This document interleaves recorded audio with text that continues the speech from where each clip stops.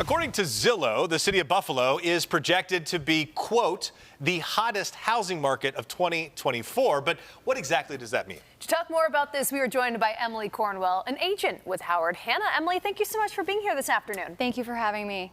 So let's first just talk about this. As a real estate agent, are you at all surprised, or what do you make of Zillow saying that Buffalo is projected to be the hottest market of 2024? I am not surprised myself. I'm happy to see us in the headlines for something so positive, but it does make sense in terms of what I see in our market, the stability and consistency of our market, and just what we've been watching in the last couple years.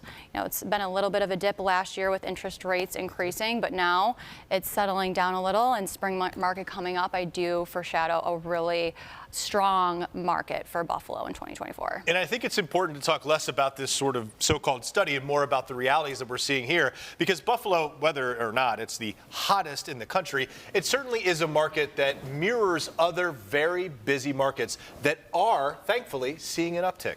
We're seeing at the federal level those interest rates start to come down. The Fed is making some decisions that could start putting some more money back into homeowners' pockets.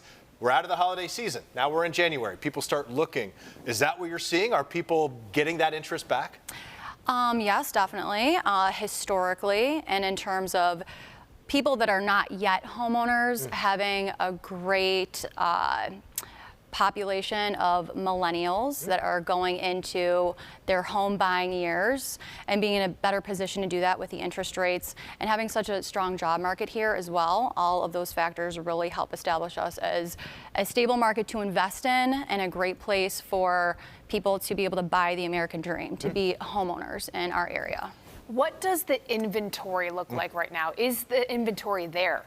So inventory has been low for the last few years. You know, post-pandemic 2021, it was truly hysteria in terms of multiple offers and way to put it. Low inventory.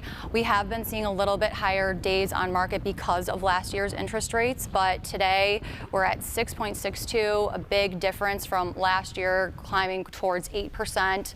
So more buying power for buyers, and again, going into spring, usually we see a little bit of a climb in inventory where there's more options for the buyers that are out there looking to purchase. People who are buyers sometimes get frustrated, particularly new buyers, by the competition that exists out there. And oftentimes, because of that competition, you see these bidding wars where people are offering tens of thousands of dollars up front and cash and things like that. The houses go quick. And the houses still go very, very fast. So what is your best advice for folks who might be, you know, just like you said, renters, they want to turn into the first-time homeowners, and they might be hitting some of those barriers? How do they get through those frustrations?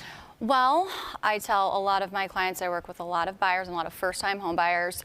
Well, of course, you want to get a good agent who is strong in the industry and knows how to take care of and handle scenarios that are super common like this.